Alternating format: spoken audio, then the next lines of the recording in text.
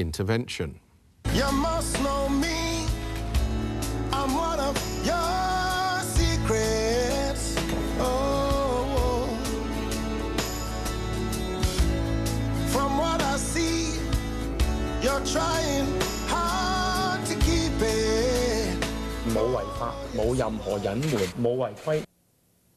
On Monday, at a closed-door meeting of the LegCo committee investigating a payment of $50 million to Leung Chun-ying by Australian engineering firm UGL, legislators were informed that the chief executive or his office had tried to alter the scope of the probe with the help of a pro-government legislator.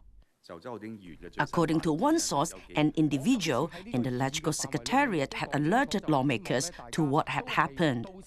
This is the document that DAB legislator Houghton Chow submitted to the LegCo Secretariat for an April 25th committee meeting. 44 points had been edited on the night of April 21st. The editing history reveals the changes were made by user CEO CE.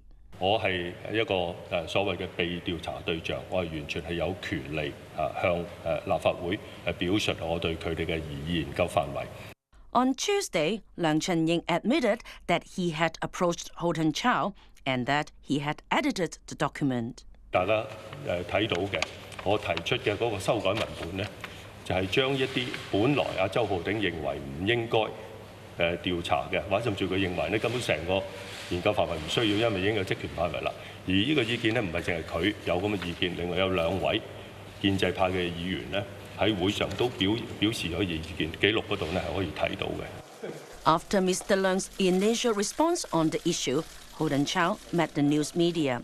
He said he could see no conflict of interest or personal misconduct by himself, and that he believes that, as the subject of the investigation, Mr. Leung is entitled to express a view on it. On Friday morning, before a LegCo House committee meeting to discuss a condemnation motion against him and another closed-door meeting regarding the UGL probe, Chow resigned from his position as deputy chairman of the Select Committee. 我喺處理 UGL 調查委員會嘅工作當中呢，係絕對冇任何隱瞞、冇違規，亦都冇違法。一直以嚟呢，我只係希望令到個調查可以完整同埋公正。我係考慮到呢委員會日後嘅運作，亦都希望呢係盡快平息今次嘅政治紛爭。對於佢呢個行為本身是否涉及瀆職呢？我相信立法會係需要繼續調查落去，亦都要繼續追究落去，因為呢個係牽涉到立法會尊嚴嘅問題，牽涉到一個議員佢個人操守嘅問題，更加牽涉到行政長官有冇干預立法會獨立運作嘅問題。呢一個先至係茲事體大嘅事情。Many pro-establishment lawmakers, including DAB legislators, say they knew nothing about what had happened between Leung and Chow until it was revealed on Monday. That same day, 22 Pan-Democrat legislators issued a joint statement that, as deputy chairman, Houghton Chow should quit his position to maintain the credibility of the investigation. Their statement reiterated that the chief executive had no right or power to interfere. On Thursday, Leung Chun-ying sent an open letter to the committee in which he gave his views on the UGL case and the agreement between him and the Australian company. With me in the studio is the former Secretary for the Civil Service, Professor Joseph Wong. Now, you obviously know about all of these procedures relating to disclosure, so can we start with the basic issue? Is there anything, in fact, to investigate over this UGL payment to Leung Chun-ying?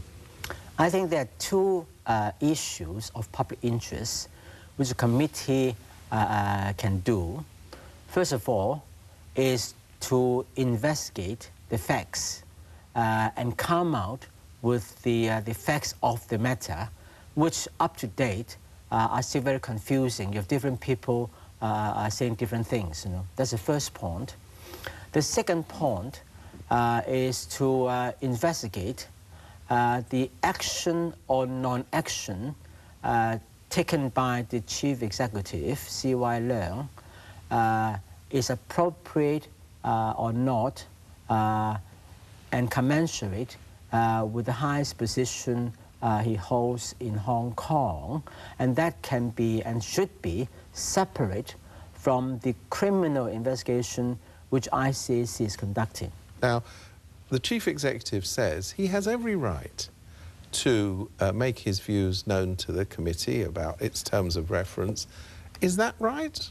Well, he certainly has a right to express his views to the committee, and indeed, he can even offer to attend the committee to present his views. To express one's views doesn't mean he has a right to determine the terms of reference of select committee. It's for select committee to hear his views and decide what to do with his views, whether to accept in all, accept in part, or not to accept at all. So that part, I think, is a basic right of anybody who is involved in the exercise.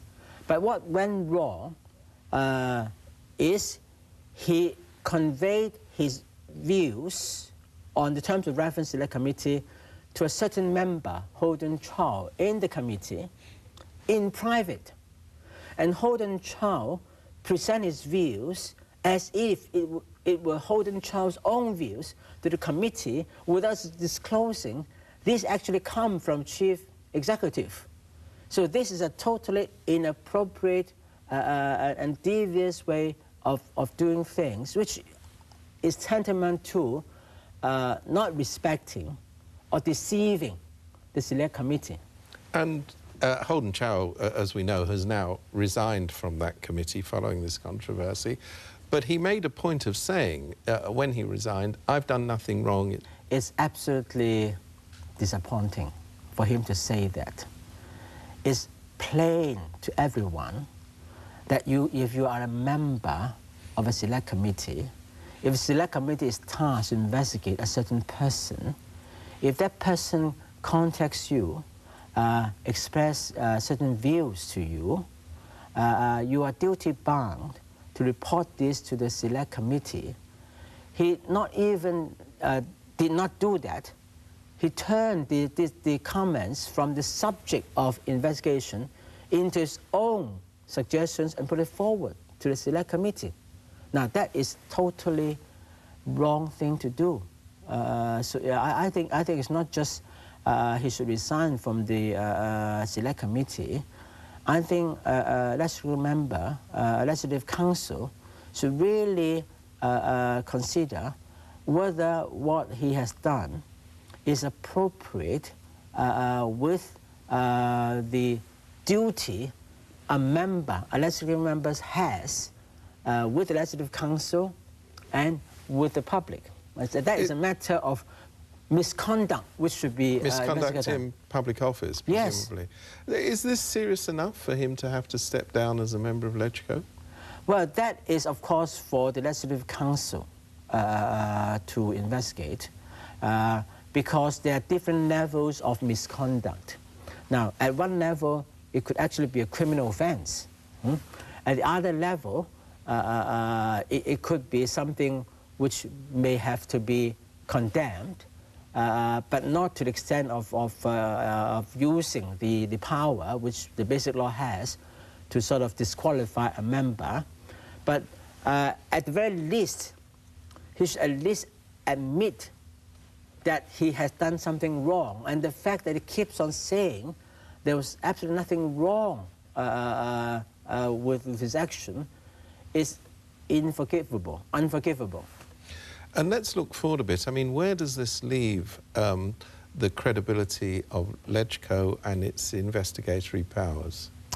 It depends on what the Select Committee is going to do next. There was actually one suggestion, in a way, coming from the Chief Executive, which I think should be considered, because he was saying that, why don't you make the Select Committee public? Why do you have to discuss matters in closed door? I think he's got a point. Let's see if that will happen. Joseph Wong, thank you very much indeed. And